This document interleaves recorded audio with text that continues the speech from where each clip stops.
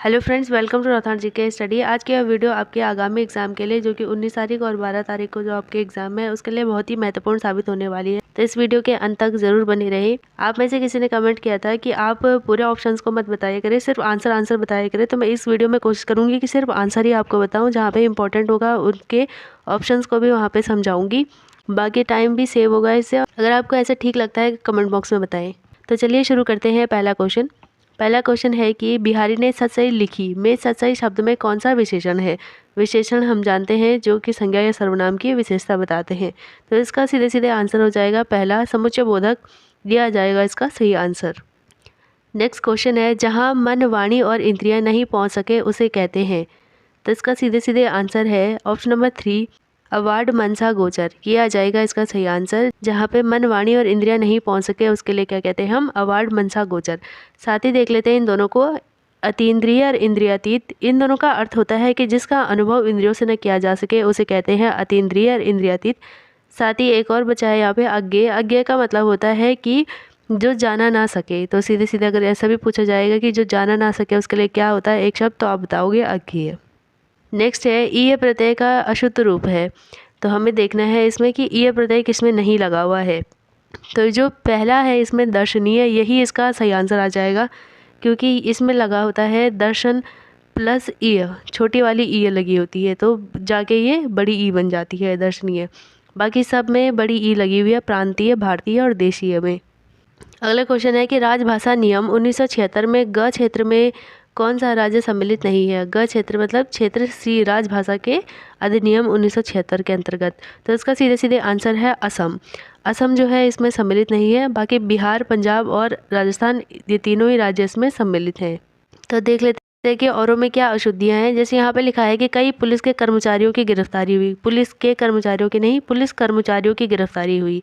दूसरा दिया है कि, दूसरा तो बिल्कुल सही है। तीसरा दिया है कि शरीर पर कई अंग होते हैं। पर नहीं, शरीर के अंदर कई अंग होते हैं। और चौथा दिया है कि अपने बच्चे बहादुर बनाओ। तो इसमें क्या आ जाएगा, अपने बच्चों को बहादुर बनाओ। नेक्स्ट क्वेश्चन है कि हिंदी साहित्य के किस काल को स्वर्णकाल कहा जाता है। तो इसका सीधे सीधे आंसर आ जाएगा ऑप्शन नंबर सी, भक्तिकाल। हिंदी साहित्य का जो भक्तिकाल है उसे कहा जाता है हिंदी साहित्य का स्वर्णकाल।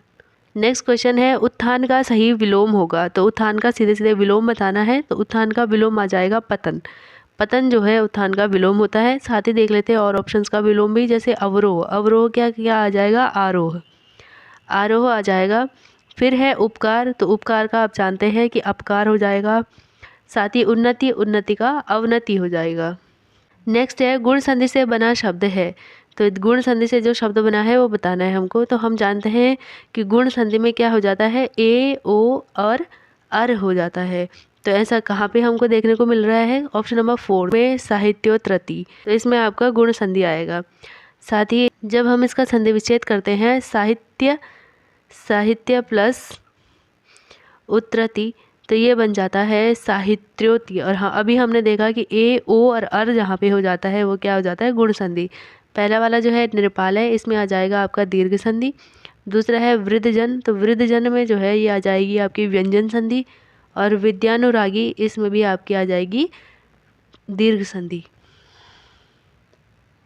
नेक्स्ट है, बादल के काले काले केशव को देख निराले नाचा करते हैं हरदम पालतू मोर मतवाले में कौन सा अलंकार है।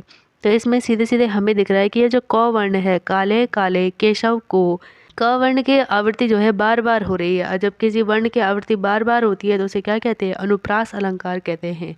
तो ऑप्शन नंबर ए जो है अनुप्रास अलंकार, ही आ जाएगा इसका सही आंसर। नेक्स्ट है कि कौन सा वर्ण घोष नहीं है। तो नहीं है बताना है यहाँ पे। तो ऑप्शन नंबर सी जो है 6, ये आ जाएगा इसका सही आंसर। क्योंकि जो घोष वर्ण होते हैं वो कौन से होते हैं, जिसमें कि गले में जो हमारी स्वर तंत्रियाँ हैं ना, उनमें कंपन उत्पन्न हो जाए, ऐसे शब्दों को कहते हैं हम घोष वर्ण। तो ए, ड और अ में जब हम इनको उच्चारण करते हैं तो हमारी स्वर तंत्रियों में कंपन उत्पन्न हो जाती है। साथ ही जो हर वर्ग का, मतलब जैसे क, ख, ग, घ, घ, तो ये हो गया क वर्ग। क वर्ग का, ख वर्ग का, जैसे कि हर वर्ग का जो तीसरा, चौथा और पांचवा वर्ण होता है वो सघोष होता है। जैसे कि मैंने कहा क और ख, ये दोनों हो जाएंगे अघोष। और जो 3 बच गए, ग, घ, अघ, ये तीनों हो जाएंगे घोष। तो इस तरीके से आपको याद रखना है। सघोष जो होते हैं पहला और दूसरा अघोष जो होते हैं वो होते हैं किसी भी वर्ग का पहला और दूसरा, और जो घोष होते हैं वो होते हैं तीसरा, चौथा और पांचवा। नेक्स्ट है, यदि हम गवाही दे दें तो काम बन जाए, किस प्रकार का वाक्य है? तो ये सीधे सीधे क्या बोल रहा है कि यदि हम गवाही दे दें तो क्या कर रहा है, संकेत कर रहा है, तो ये सीधे सीधे आ जाएगा संकेतवाचक। नेक्स्ट है, जब तौली बोगी तब आई अकल, गढ़वाली लोकोक्ति किसका महत्व बताया गया है? तो इसमें सीधे सीधे समय का महत्व बताया गया है कि जब तौली बोग गई, मतलब जो एक बर्तन होता है ना तौला, वो बह गया, तब अकल आई कि इसको ठीक से पकड़ के रखता या इसको ठीक से धोता तो शायद बह नहीं जाता पानी में। तो समय का महत्व जो है यहाँ पे बताया गया है। नेक्स्ट क्वेश्चन है कि खनिजों की दृष्टि से राज्य में सुमेलित कीजिए। पहला है डोईवाला, तो इसका चूना पत्थर बिल्कुल सही है, डोईवाला क्षेत्र में चूना पत्थर मिलता है हमको। दूसरा है कि चांडाक क्षेत्र मैग्नेसाइट, ये भी बिल्कुल सही है कि मैग्नेसाइट जो है मिलता है चांडाक क्षेत्र में। तीसरा है रंजगेवा क्षेत्र, तो रंजगेवा क्षेत्र में मिलता है फॉस्फेट। तो आपको याद रखना है कि रंजगेवा क्षेत्र किसके लिए प्रसिद्ध है? फॉस्फेट के लिए, जो खनिज हमारे होते हैं। और थपीला क्षेत्र जो है वहाँ पे मिलता है जिप्सम। तो इस प्रकार से ये सही सुमेलित होगा, थपीला क्षेत्र जिप्सम, रंजगेवा क्षेत्र फॉस्फेट, चंडाक क्षेत्र मैग्नेसाइट और डोईवाला क्षेत्र चूना पत्थर। नेक्स्ट क्वेश्चन है, सर्वाधिक फसल उत्पादक राज्य में कौन सुमेलित है? तो बताना है कौन सा सुमेलित है इसमें। पहला है गेहूं नैनीताल, दूसरा है चावल उधम सिंह नगर, तीसरा है गन्ना हरिद्वार, चौथा है सेब उत्तरकाशी। तो इसका जो सही आंसर आ जाएगा, सारे के सारे बिल्कुल सही सुमेलित हैं, ये चारों के चारों बिल्कुल सही सुमेलित हैं। गेहूं उत्पादन में नैनीताल का प्रथम स्थान है, चावल में उधम सिंह नगर का, गन्ना उत्पादन में हरिद्वार का और सेब उत्पादन में उत्तरकाशी जिले का। नेक्स्ट क्वेश्चन है, निम्न में से कौन सा सही नहीं है? नहीं बताना है। पहला है कुमाऊं का दूसरा सूबा काजी नरसाही, तो ये बिल्कुल सही है, कुमाऊं का जो दूसरा सूबा था ये काजी नरसाही था। दूसरा है कुमाऊं का चौथा सूबा, जो गोरखाओं द्वारा यहाँ पे सूबा नियुक्त किए जाते थे वो पूछ रहा है इसमें, तो अमर सिंह थापा, ये भी बिल्कुल सही है, जो कुमाऊं का चौथा सूबा था वो अमर सिंह थापा था।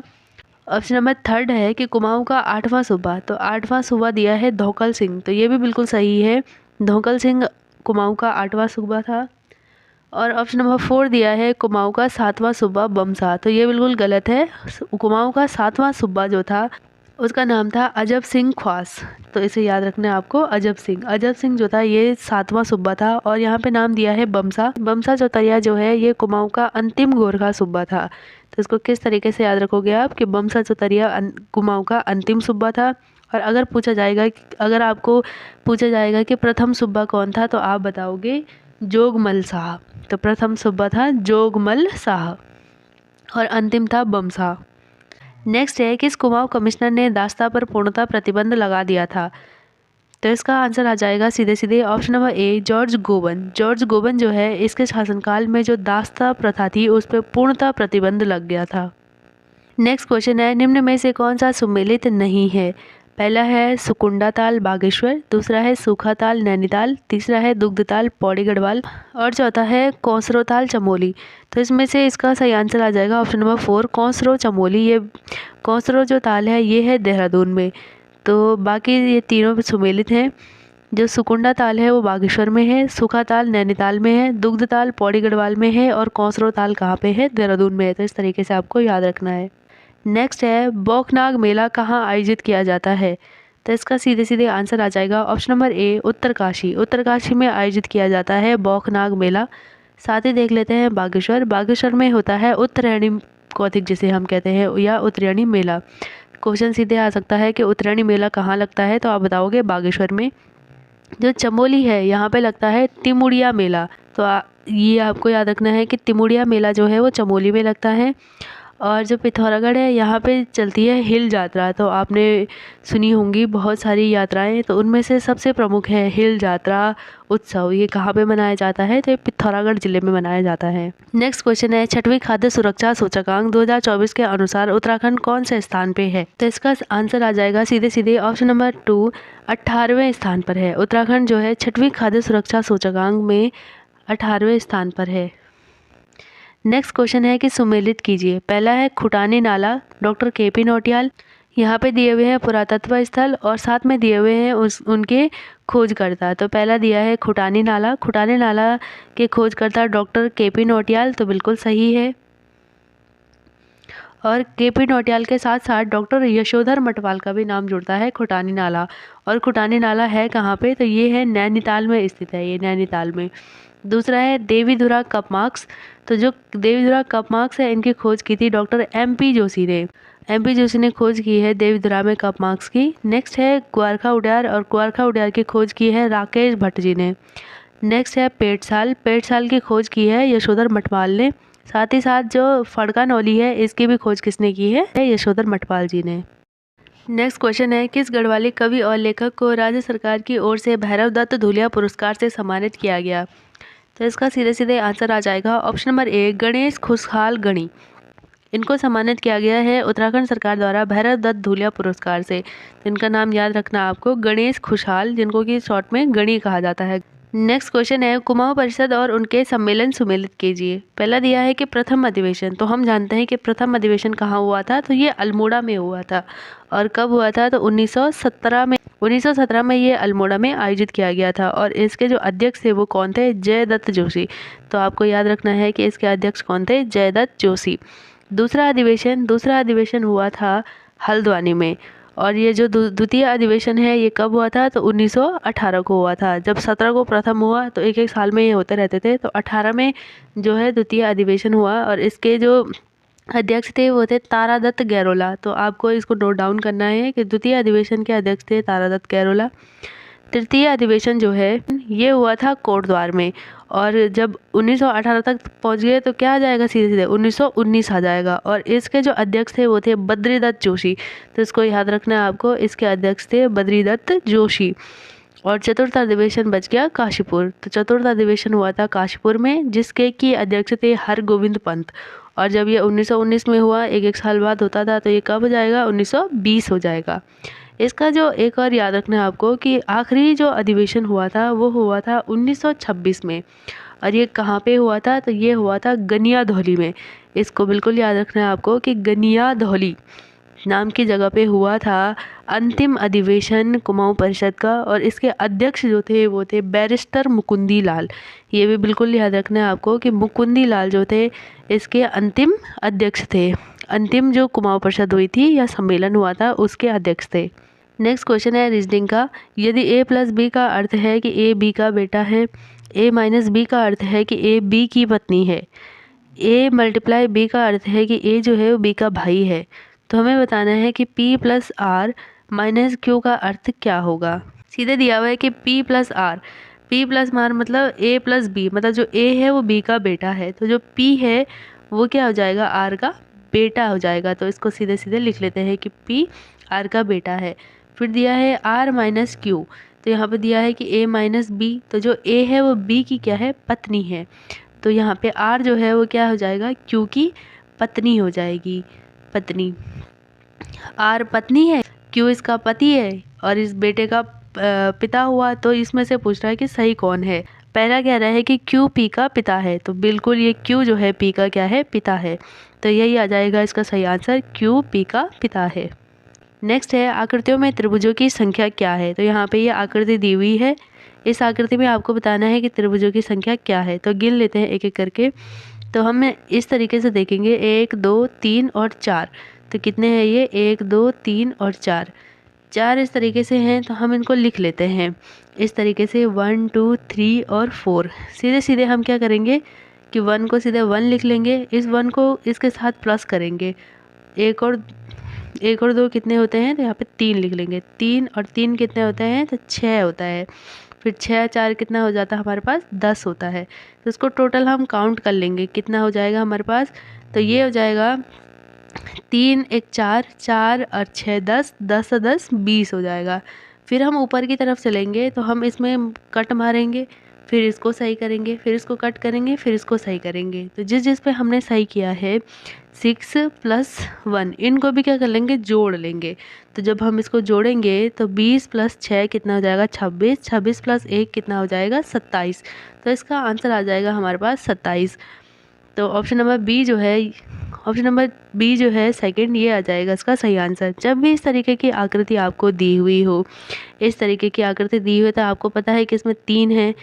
जब ऐसे कट मारा जाए बीच में, या इस तरीके की आकृति दी हुई हो, जो दे रखी है, तो इसमें आपको सीधे सीधे कॉलम गिनने होते हैं।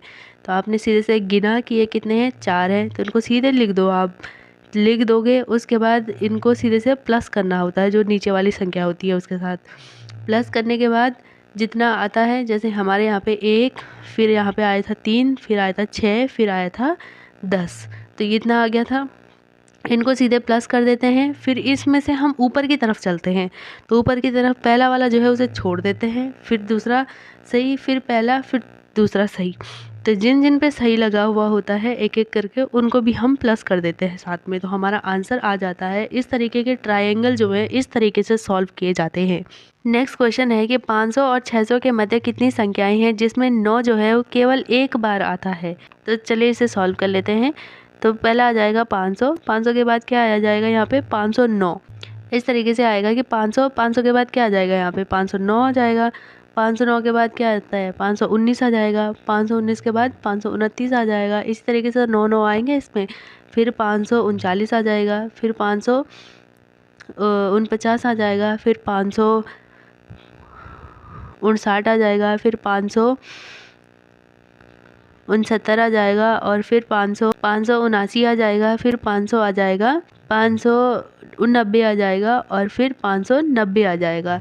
तो यहाँ तक ये कितने हुए इनको गिन लेते हैं। 1 2 3 4 5 6 7 8 9 और 10। यहाँ तक ये हो गए हैं 10। तो इसको यहाँ पे मैं लिख लेती हूँ 10। उसके बाद जब 590 आ गया था तो 591 भी आएगा, फिर 592 भी आएगा, फिर 593 भी आएगा, फिर 594 भी आएगा, फिर 595 भी आएगा,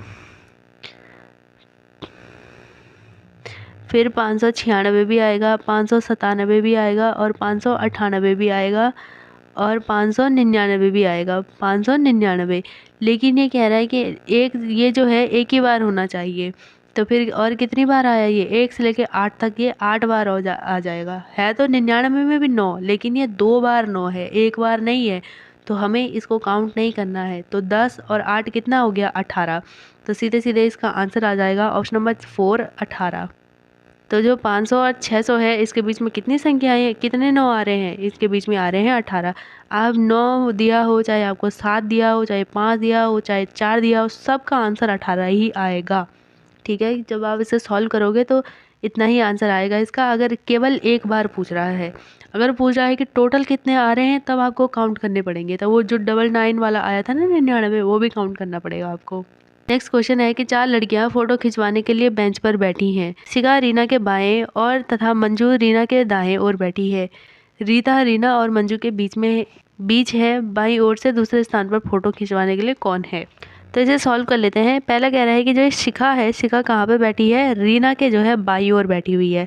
तो ये रीना का बायां इस तरफ आ जाएगा, तो रीना यहाँ पे हो जाएगी।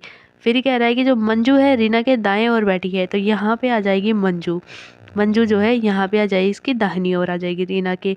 फिर कह रही है कि जो रीता है, रीना और मंजू के बीच में, यहाँ पे है रीना, ये रही मंजू, तो इन दोनों के बीच में कौन आ जाएगी, रीता आ जाएगी।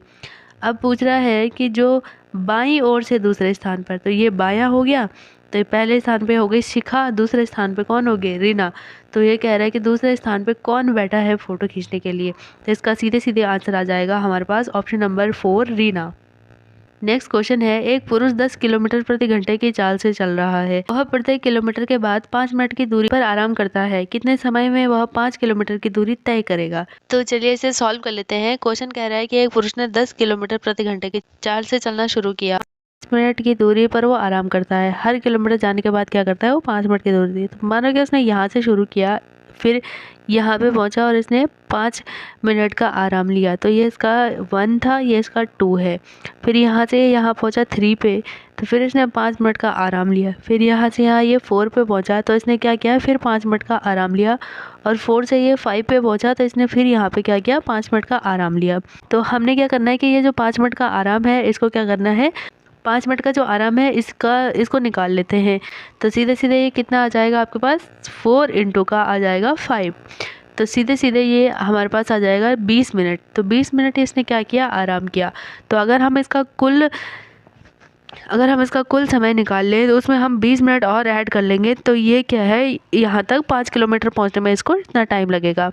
तो तो निकाल लेते हैं इसका कुल समय। तो हमें पता है कि चाल दी हुई है, कितनी चाल दे रखी है यहाँ पे 10 किलोमीटर। तो 10 किलोमीटर प्रति घंटे की ये रफ्तार से चल रहा है। दूरी दे रखी है हमारे पास, दूरी कितनी है यहाँ पे, दूरी दी है 5 किलोमीटर। तो अब हमें समय निकालना है t। तो हमें पता है कि समय बराबर होता है दूरी बटे चाल।